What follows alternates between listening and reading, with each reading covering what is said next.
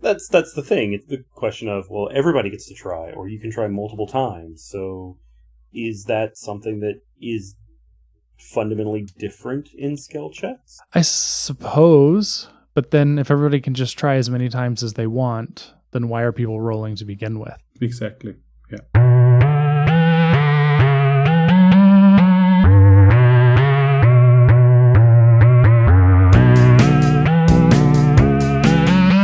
Welcome to the Encounter Table, where we discuss game design, dive deep into how to make your encounters interesting, and build encounters for you to use at your table. I'm your host, Ryan. I'm Kade. And I'm Ralf. Today, we're going to talk about how we use the concept of modes to make your encounters more interesting.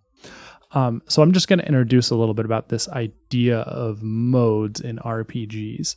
In many of the most popular RPG systems, you have slightly different modes of play depending on what's going on. And what I mean by a mode is when there is a shift in the rule set. Sometimes these modes are made very apparent, sometimes they're not, but in most games, you have a changing of rules depending on what you're interacting with.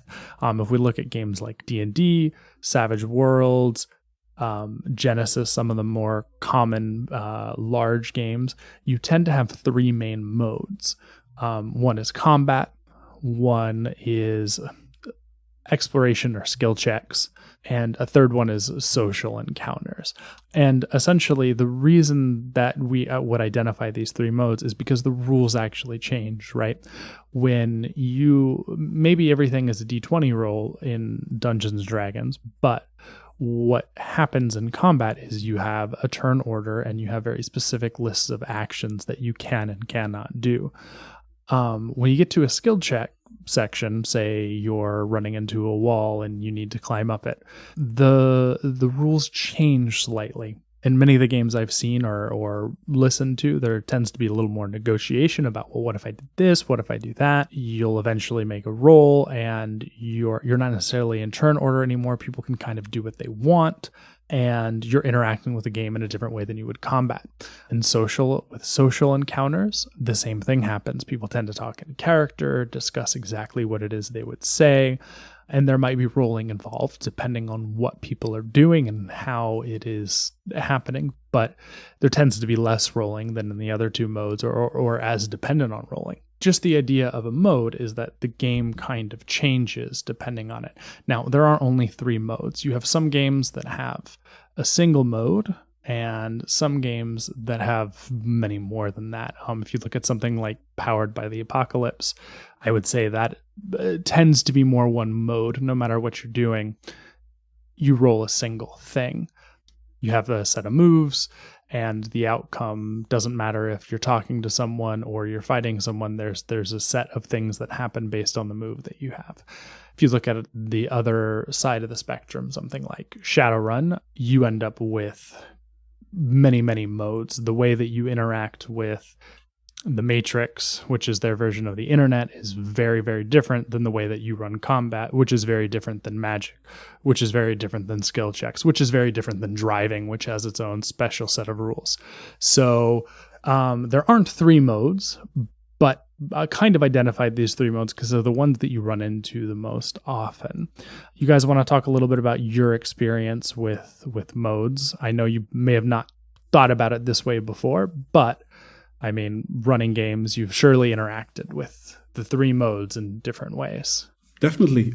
Overall, I have exactly the same idea that you just brought forward. I think combat, and this is one of the things that we often come back, because combat is the one thing that happens all the time. We also have the idea that each play session should have at least one combat in there. That's something that's out there. And I think in combat, as you say, the heavy structure of what is happening when is something that, on the one hand, it's easy to follow. I think that has its validity there. On the other hand, we have all seen those memes. They say, hey, 1 hour game time and we just finished one round of combat, or where they say we are trying to do a combat, but everybody else at the table is having a different conversation because it's not their turn. There's nothing for them to do. We want to talk about encounters and how to make them interesting. And I think when it comes to the combat mode, this is something where we could talk about later, because I think that one needs the most work to have an enjoyable play session, because half of the time one part of the table is doing something and the other part of the table is just chilling out. When it comes to role-playing, the social encounters, the other side of the spectrum, I find that more enticing, more engaging between player and GM. But I think it has a similar problem because we often have 1 or 2 players that are interacting with an NPC, for example. And again, you have the other parts in the group who are just chilling out. Now, in a social encounter, it might be a little bit more interesting to follow the conversation and see what's happening than rather just looking what the other people are rolling when they're attacking. There might be a little bit more engagement from the other players here, but I think we still have that polarization that a part of the group is engaged and the other part is just chilling out. And when it comes to the skills, for me, this is completely a mixed bag. Most of the time, it's something like one player runs into something, says, oh, I want to try something, and then the rest of the group says, oh, I want to try that too. And that you have that weird full engagement of everybody for the next 2 minutes, and then this completely dissipates again. So I'm not necessarily happy with how skill checks or skill encounters often play out. But that's my experience that I think is very common for most people. Rolf is just unhappy all around, it sounds like. No, not unhappy. Disappointed. No, maybe I'm just getting old. A couple things I wanted to hit upon are solely when we're discussing modes, are you talking mainly about the mechanics? That touches on a couple of different things, where if you're talking about style of play connecting with the modes, that touches on a few different things. Just to hit on one of the things that Rolf mentioned, there's a game that I know lots of games do this now, but this was the first game that I came across that did this. There's a game called Barbarians of Lemuria. I don't know if I'm pronouncing that correctly. It had a mechanic where instead of skills, you had a series of careers, and then you had the assumed things you could do, the assumed skills you had connected to those careers. And when you did skill checks or combat or whatever, it was a negotiation between the player and the GM or the person running the game about like which of these careers would be applicable for the thing that I'm trying to do. I always found that an interesting way to approach, because it had the same mode for social, combat, and skill checks, but there was always this negotiation, which I thought was an interesting twist or take on it. But yeah, I just wanted to clarify with you, Ryan and Rolf, are we focusing more on the mechanics of it or the play style for each one of these modes? The problem becomes that most games are really bad at defining this as a thing. I know one thing that gets commonly talked about in D&D is that it has the older brother, older cousin problem. Like generally very few people it's assumed very few people pick up an RPG book on their own and just start finding a group of people and playing the game together. Most people, I think, get introduced to it by somebody else. Like, it takes a lot of commitment to figure out how it works if you haven't actually been introduced to it. And I would say many RPG books are not written for people who don't know how to play. And one of the things is they don't actually ever explain any of this. I don't think they say that there is this mode and this mode and this mode.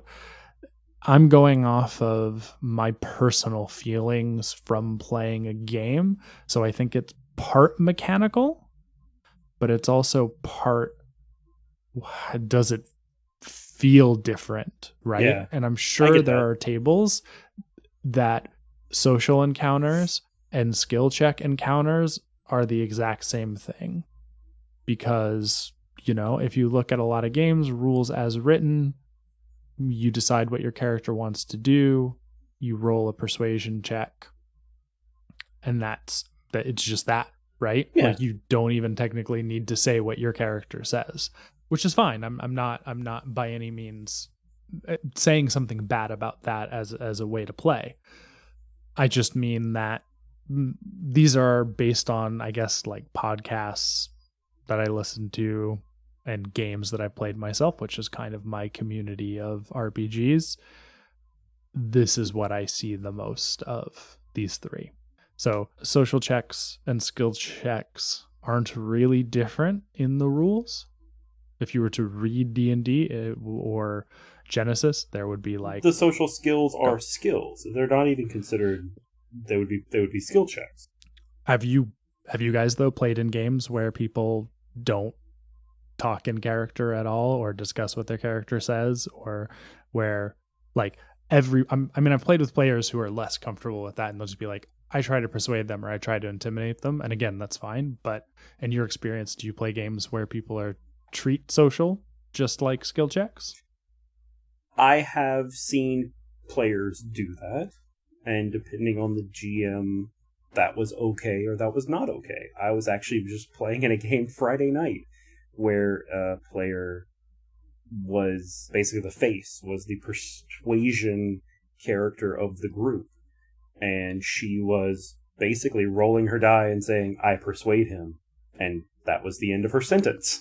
And the GM was not letting that fly because of the character she was playing. Now, if it had been a different person with a different character, that might have been okay. But I have seen that. I have seen it. But I've seen other tables that they're exact opposite, where if you give an amazing speech, no roll is required. Yeah, I think specifically when it comes to skill and social, this is a lot of style of the table and how the table wants to address it. But when we take combat and the other ones, we can really narrow it down completely to a mechanical thing where the way the game is set up changes the dynamics at the table drastically, that you can say this is definitely a different mode. I also think, and this is again more the style, I'm not playing out a skill check where I try to find a trap. I say how I want to do it, where I want to look, I roll my dice. But I would rather talk about how I'm trying to persuade someone and maybe give some hints what I would say, even without making the voices or the speech itself. But I would go into more length in detailing what I would like to do. But again, that might be just me when it comes to combat, or in a system like Shadowrun where you have a complete new rule set for something just like driving. The mode changes because the system changed, mechanic changed. I think to just fully answer what you were saying, Kade, the important thing when it comes to mode is identifying what are the modes at your table. I've gotten really into overland travel lately with my D&D group, something I've never done before, something I've never been really big into. I was like, what is all these rules for exploration and going through the wilderness? But now at the two games that I run regularly, or the one right now that I'm running regularly, I always have like an overland hex crawl map for a lot of things, which is almost its own new mode. I don't want to get too much into that one because I don't think that is as ubiquitous as the three that we're talking about. So I think, which could be skill checks because it's mostly skill checks, but like I think it really depends on your table. It's a combination of like the house rules you have, the actual mechanics of the system you're playing, and how you kind of decide to handle it. Yeah. Just to touch one thing on Rolf when he was talking about social, I think the reason why that seems so different or important in the conversation we're having is that, so like if you say the example you used, you say if I'm going to detect a trap, there's not a whole lot of different approaches you can take to that. You search, you disarm.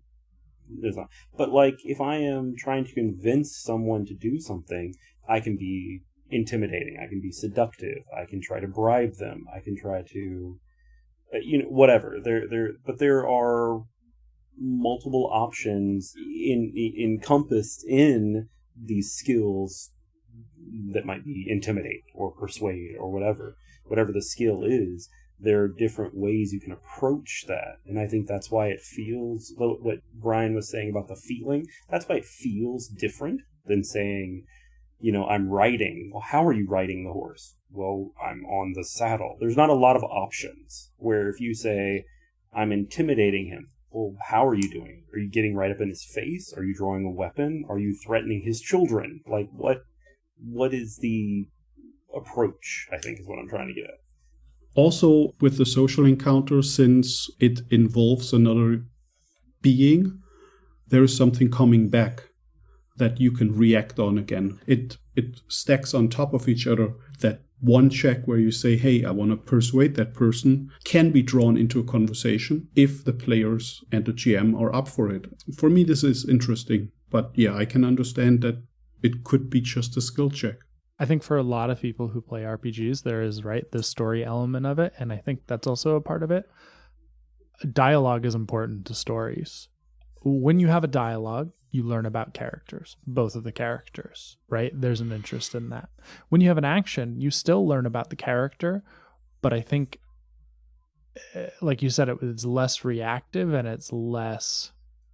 Unless my description is going to tell us something more about the character, then I'm not really going to go beyond that. Like if my character is cautious, I might be like, I very slowly and cautiously walk up to the trap, or like I, poke it with a stick. But unless it's going to reveal something about the story, probably just going to say, I checked the trap, until there's something that gives me a chance to either show something off about my character or to learn something more about what's going on. Where I think with dialogue, that's just more inherent when you start talking to someone. There's so much in language and in the way that we portray ourselves and in our words and the messages that we convey. I can listen to somebody and I can tell a lot from a small conversation. And I think we feel the same way about our stories, right? Like you could say, I persuade this person to let me in, or you can take 3 minutes to have a conversation with a guard, and like all of a sudden now you have a picture of this person and who they are. And coming back to the actual topic of our show, how do we make the encounter interesting using these modes? So I think the first thing to do is to kind of take an inventory of what makes each of these modes tick, like what makes them work really well. Where are the advantages of them, and where are the disadvantages, and what are the traps of each of the modes, to avoid. And then once we've kind of talked about that a little bit, we're going to actually make a multimodal encounter, which is essentially taking the modes and putting them together to make an encounter much more dynamic, rather than just dealing in combat or in social or in a skill check. How can we use some or all of those things in the same encounter so that you have something that's just feels way more dynamic? You don't want to do this for every single encounter. It will get old, but it is a very cool thing to throw in every now and then. Let's start with combat. What do you think are some positives of combat? I really here want to avoid being too D&D specific, because D&D is a combat game. Like it's the big one. But I think if we look generally at the bigger games out there, D&D, Pathfinder, kind of very similar. I'm sure I just made somebody really angry. Savage Worlds, Genesis, Call of Cthulhu are big name RPGs. What are some of the advantages of combat? What are some of the disadvantages of combat? Well, I think it's exactly what Rolf mentioned earlier. Combat, the double-edged sword of combat is that it gives one player time to shine, to be the actor, and yet, as Rolf mentioned, it's kind of boring for other people if they're not fully engaged in the story, or what's going on. So to have a multimodal approach, as you're getting at, might help with that as well.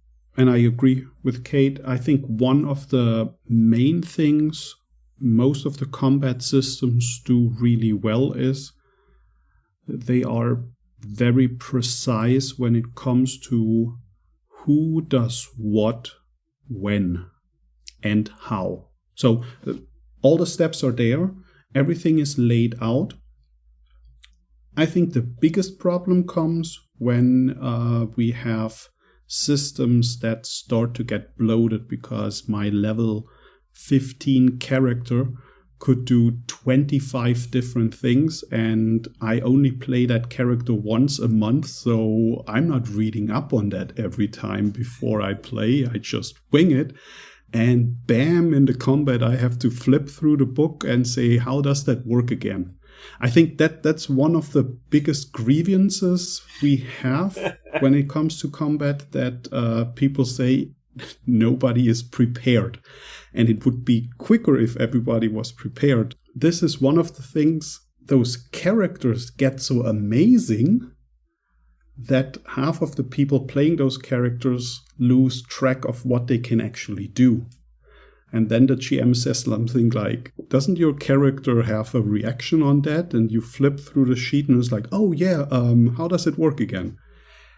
And that's another 2 minutes. If we are in a group that takes combat serious, we would have to make sure that everybody is well prepared, knows their character. And that is, for example, something a group could figure out during a session 0. Do we want to have a combat heavy session? We want to make sure that everybody at the table is prepared. And then combat gets faster. Combat doesn't get drawn out over a long time. And then you can build on top of that combat to make it as awesome as we all want it. Like, we've seen Lord of the Rings and all those big fighting scenes. That's what we want to have when we have combat. We don't want to have single person stabbing someone and then looking over to what the other person is doing. So we want that epic feeling. And for that epic feeling, everybody needs to know what to do and just pitch their idea and go with it. I totally agree with you. I think combat's biggest strength is also its biggest weakness. Having a structured turn order is really nice because everybody gets equal say, right? Everybody gets a chance for their character to do a thing. I know as a player, I'm really bad about talking over others sometimes, and I really have to. Part of it is probably because I don't play very often, so when I do get to play, I'm super excited. Part of it is I just like being funny, so I tend to want to share my ideas a lot. And so having that structure is really nice, both for somebody like me, who I know I can be a spotlight hog, and I would prefer not to, but I get so excited, having to wait my turn is good for me. What are the advantages of a skill check based encounter, and what are the disadvantages? And this can mean, and a skill check based encounter just basically means an encounter that is governed by not your combat rules, but using your skills. This could be everything from stealthing to pick somebody's pocket, to getting around in the wilderness, to climbing a wall, to disarming a trap. One of the biggest advantages of something skill-based is that the GM gives the players a problem and they can do whatever they want with it. I think with skill-based encounters, we have the biggest freedom when it comes to figuring out weird solutions. Might be just my feeling, but I think just because there is a wall in front of me doesn't mean I have to climb. It's the easiest solution, but I could find plenty of other solutions for that could all be skill-based. I think that's one of the things that I think makes skill encounters interesting, both for the players and for the GM, because I get to learn a little bit more about my players as a GM when they come up with stuff that I say, I would have never thought of that. Can I do the exact opposite? Yes, please. Something that, and I'm not like bashing on D&D, but this just happened the other day. I wanted someone to make a skill check that was obviously manipulating of machinery, understanding and manipulating machinery. It took me out of the story, and I don't know if it took the players out of the story, but it took me out of the story when I'm looking at this list of skills and I don't see anything that's immediately applicable. Because I don't want you to solve this with whatever you want to pull out of your hat. I want you to manipulate a machine and understand how it works. And I understand, like, intelligence type roles, yes, that's for the understanding. And I understand, like, sleight of hand or dexterity, but it didn't feel right to me. And I'm not knocking D&D, but that's the game we were playing when it happened. And I was like, oh, none of these things immediately jump out at me as solving this problem. Then you have a game like Call of Cthulhu or some of the GURP stuff where you have 14 pages of skills. That doesn't always work either. So, positives, we have that the skills are open. Skill check situations tend to be very open. They allow a lot of player creativity. Things players don't want to do don't always fit into the prescribed skills. That can be one thing that's a little bit difficult. Any other like positives or negatives you can think of about skill based? Yeah. I think specifically D&D, or actually in Savage World, it's just a different name for it, but perception, notice. Half of the time they don't work because you say, okay, well, roll a perception check because there might be something cool, and then your players just roll like shit. And you're like, what's your passive perception again? Because you want to tell something, but they didn't make the roll. And there might be just an easy fix where you could say, hey, I want people to notice something. And you roll a die and pick a random person. That might be the better solution than rolling the perception check. But I think that's one of the things that specifically perception should only be used if there is something that is not necessary for the story, but might be interesting on top. All the other stuff should just be delivered in some sort of way. I like perception checks, even though I hate them. I think that's also that comes from like an old school idea, like when you were actually running like dungeons, where every 5-foot box, well, I got to look and see what's there because someone's going to kill me. I think that's a holdover idea from when people were running these, massive dungeons on, hex paper. I would say yes. One issue is not all skills are created equally, whether we're talking about perception or charisma skills versus some of the more specific things, right? How often does animal handling come up in your game versus persuasion? Often. Maybe. Okay. You totally threw me there for a second. That's fine. The perception thing, I agree. I think it's easy to withhold information and be like, yeah, let's use the mechanics here, when your characters don't have to roll perception to notice the thing. They should roll perception to notice something they might miss, and that is interesting for them to miss for some reason. Or they could roll perception to add to the story. That might be an interesting way to use the skill where you say, hey, roll perception. Oh, you see something. Tell me about it. Might not work with every group, but this could give a little bit more player agency in those encounters where they get a little bit input into it, and then you can still negotiate if that works with the story that you have set up as a GM or not. And I think that's the same as when you say, hey, you meet someone in the city, what's their name? Yeah, and I think, again, like failing, there should be an advantage for getting it and a disadvantage for failing it, but neither of those things should completely hold up or eliminate the problem for the story, I would say. So that's a great point, and I was going to ask about that, what you guys' opinion are, or what you think.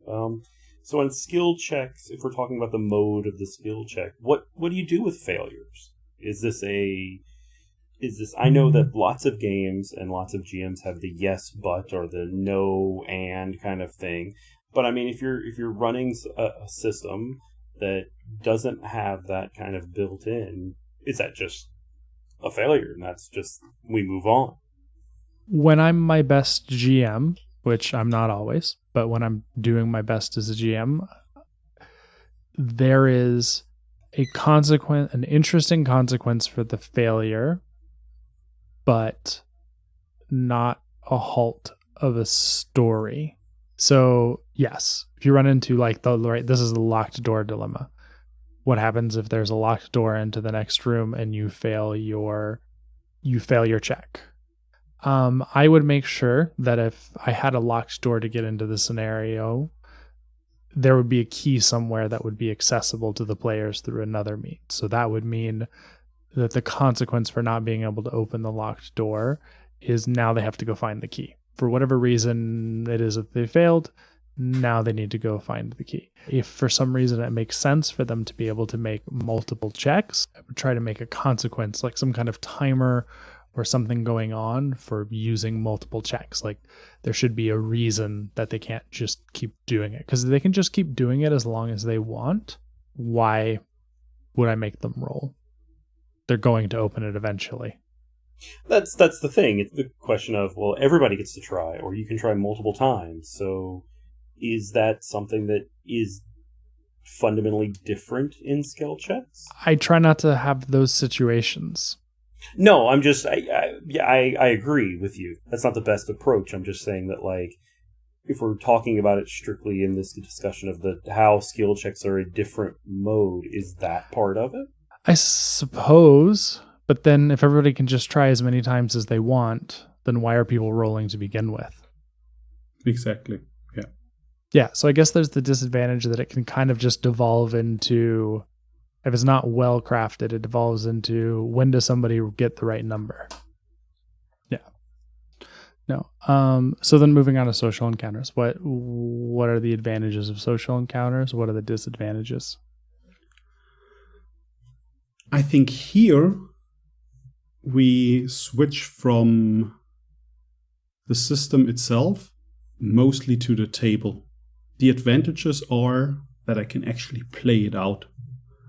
And again, this might be the disadvantage for some people who are just not as extrovert, who don't feel comfortable playing out stuff, or might be intimidated by the other players at the table who do amazing voices or stuff like that. So we have the advantage that I can actually play that stuff, but the disadvantage might be that I don't enjoy playing that stuff. And this is something completely outside the rule book. This is completely at the table.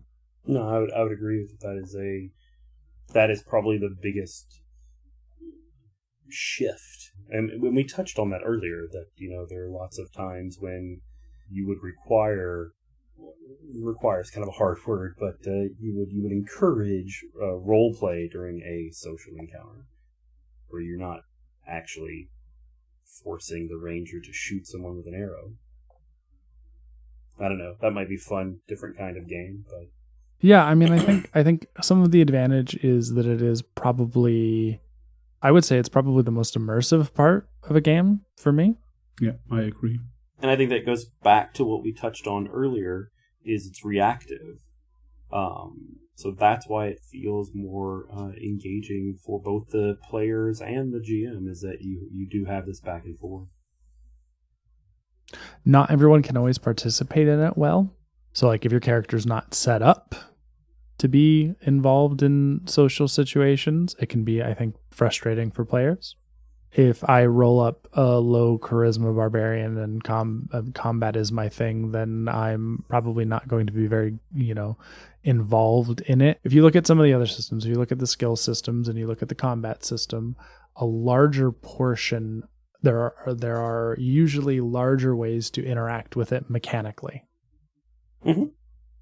Whereas if you look at something like social, there's the scope of being able to interact with it is much smaller. So if you do not put resources into those things, you may not be as involved or feel like you can be as involved in it. But I think a barbarian with a low charisma could just be as engaging when it comes to the right encounters. Because if the encounter is something where I need to succeed, we have a skill encounter. We don't have a social encounter. It's based on a role that I have to succeed no matter what I tell. If I have the right role, that's it.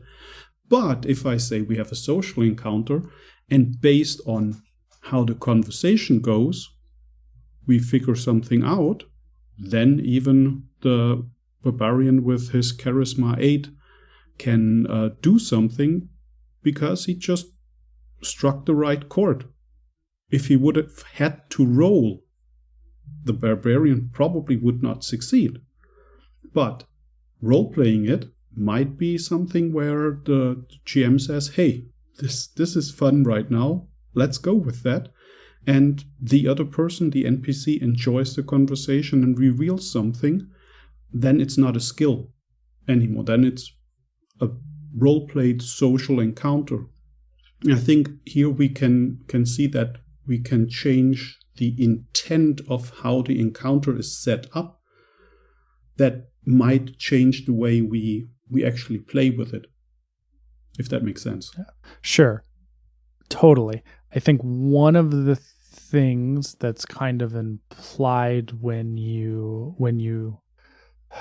so one difficulty with game design is if you put in a skill or you put in an ability, let's say in D&D, there's a feat called Actor that says you can perfectly mimic the voice of somebody else.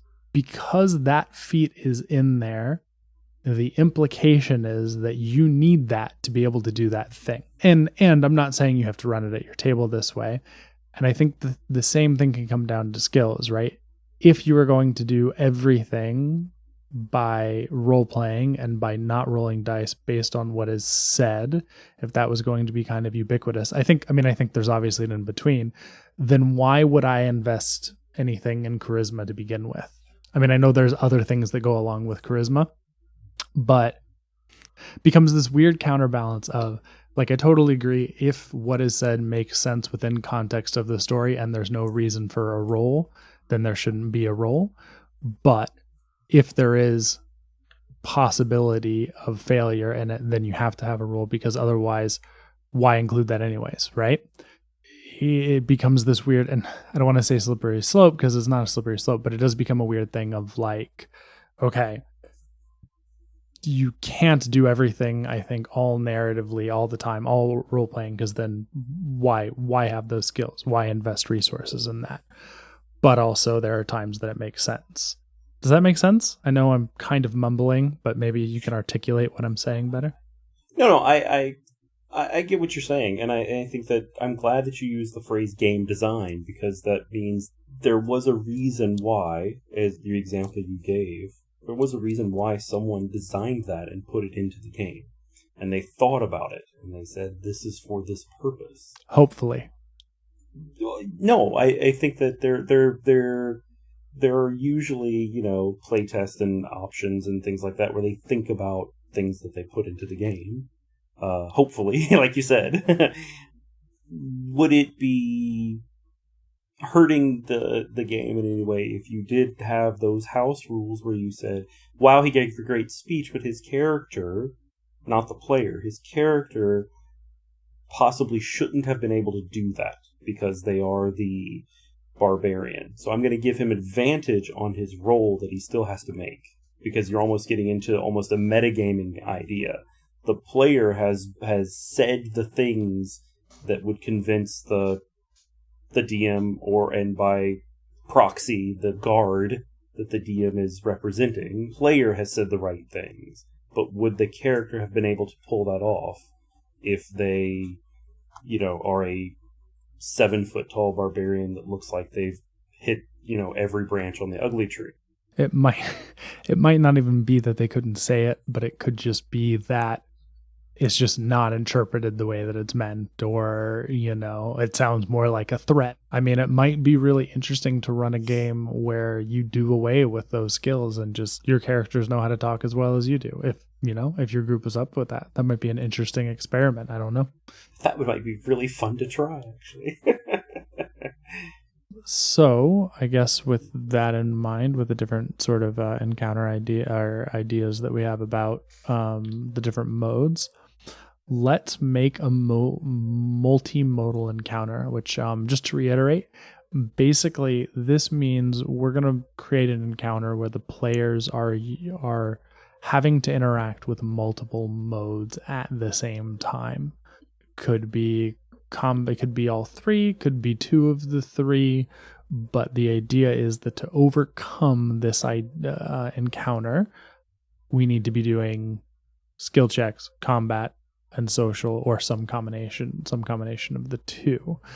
To come up with this, maybe let's start with just an environment that we picture this happening in. Wedding party. Wedding party. All right, this will get weird real fast.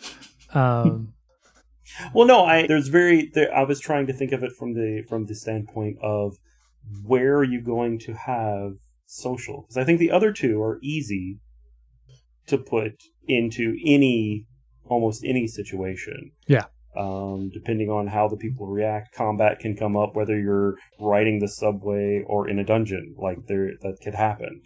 Skill checks gonna come up. But social, like where, riding the subway, we could do that instead of a wedding party. But someplace where you're going to be forced to interact with people. We've got wedding party. So what do we think the problem is going to be here? And then we can get into all of those things about what are the goals? I guess, what is the goal? What is it we're looking at as being the goal of this encounter?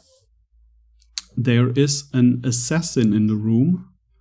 We need to find, identify, and without revealing that we're actually doing something, somehow eliminate this person and get them out of the room.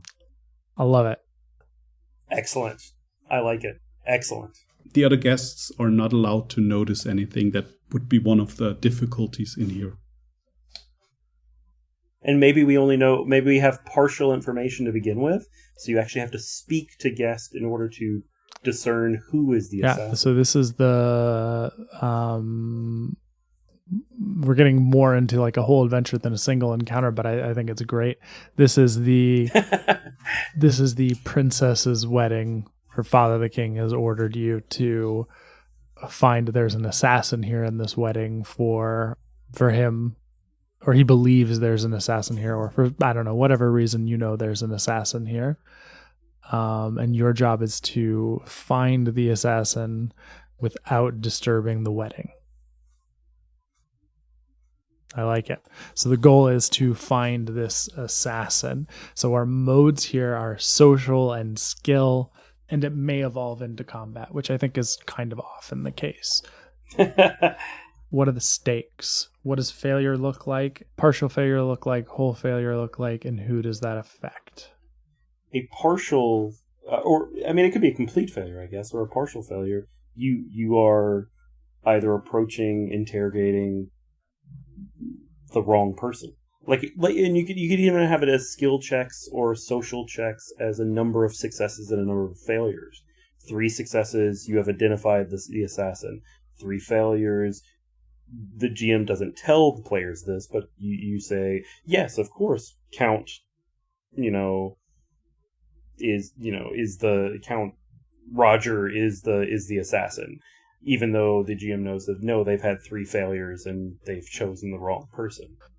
What do we think the failure? I mean, the failure of the whole encounter, a complete failure is the target of the assassin is eliminated. A partial failure would be the wedding party is disrupted, so they failed at being subtle. What's the tension here? What's driving them to move? I think the easy thing here is saying, like, we know they're going to strike at this time. Like, this is the most opportune time, and this is when the assassin is going to strike, or is most likely going to strike. We don't know how or what or where. Well, it could be a moment in the party where the king is very exposed, the first dance or the toast or whatever. Okay, you have a clock. Something I do a lot for mysteries like this is I say you as a party can choose to separate or go together. You know, that's up to you who goes where and who does what, but it takes the time, and you cannot help each other if you separate, right? So if half of you want to go investigate this group of people and half of you want to go investigate this group of people, that's fine, but it's going to count down this clock. If each one of you wants to go talk to a different person, that's fine. Each one, but you don't get together again until the next scene or whatever. Usually break it into what I call into scenes, but in this case, it could be an hour or 15 minutes or whatever. Okay, so that's keeping our tension going. Choices. What are the choices that I'm going to put in front of the players initially to give them something to look for? Well, there has to be some way to identify the assassin. I mean, that's either collecting information or like they're dressed a certain way or they have a certain accent or something. There has to be, and I think that's a big choice. How are they approaching this problem, and what are the varied solutions that can happen and should be allowed? You can go observe in the crowd.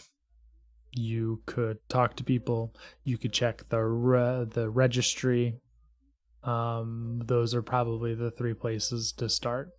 I want to eliminate a choice because, for example, if you have something like the assassin has ritual weapon that is somehow magical, the spellcaster can just detect magic and walk around the room. That's kind of boring. Unless having a ritual weapon with magic is something so common that everybody has, and then this spell would be useless. What if it's the other way around, Rolf? What if you're in a wedding party with nobility and just the sheer casting of that spell to detect magic is going to get you thrown out because no magic's allowed at this party? Oh, that's nice too. It also would make sense, like, you would assume this person is proficient at their job, right? So they would know whether or not they could bring something like that. But yeah, I agree. To keep it interesting, you don't want to give, I think I get what you're saying, the general premise of, like, there shouldn't be a, like, major telltale sign that is going to be, I can do this thing, and then we succeed and it's over. Right? There has to be some building of interest and intrigue, and even if it is like, we know this is from this province and they have this accent or whatever. Okay, I'm gonna do a perception check. Well, you find the hated Gilder. You find 7 people with that accent in the room, and that's not strong enough. But now you've gone from 100 guests to 7. Sure, but we're talking about a professional. They might be able to fake their accent, so you might be on the wrong track. I think another, back to the stakes, I think another form of partial failure is accusing the wrong person. Yeah. Like, if you accuse one of these nobility of... Well, you assume anyone at this party is going to have power and influence, and you don't want to do that. Yeah, that could be bad. That could be real bad. I think we've already talked about some of the different mechanics we would use to enforce this. We talked about having, like, a scene setup so that the characters are going from scene to scene to raise the tension. We talked about different skills they could possibly use. Other mechanics we might want to use to reinforce the settings of this encounter. I think you've thought of a lot of things. I think it's pretty good. Do you want to confine the space as well? Like this is one ballroom or one... It's like a manor or I think it should be one, it can't be all over the city, right? It's got to be... area, yeah. We'll jump into the box text section in just a moment.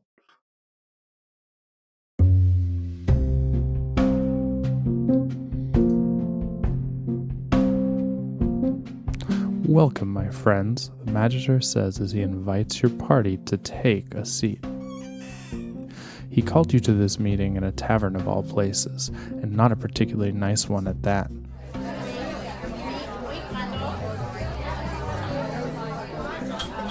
I have a task of the utmost secrecy and importance for you today, he continues. As you are no doubt aware, the princess is getting married tomorrow. We have reliable informants who believe one of the king's enemies will be using this opportunity to eliminate him. By thrusting the power of the kingdom onto the princess, especially during this time of war, we will weaken and may not survive. While we have thought of postponing the event, it would make us seem weak and paranoid in front of both our enemies and our allies. The king has decided that we will go ahead with the wedding. Our guard will of course be there, but we need help rooting out the assassin. He will be skilled both in the art of deception and blending in.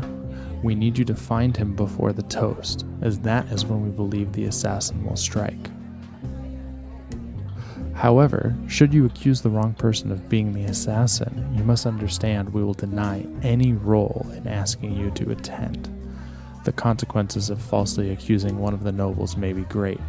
Should you succeed, we reward you handsomely. After taking the time to prepare, you arrive, fine clothes on, weapons at home. You begin to look through the crowd of well-dressed guests. What do you do?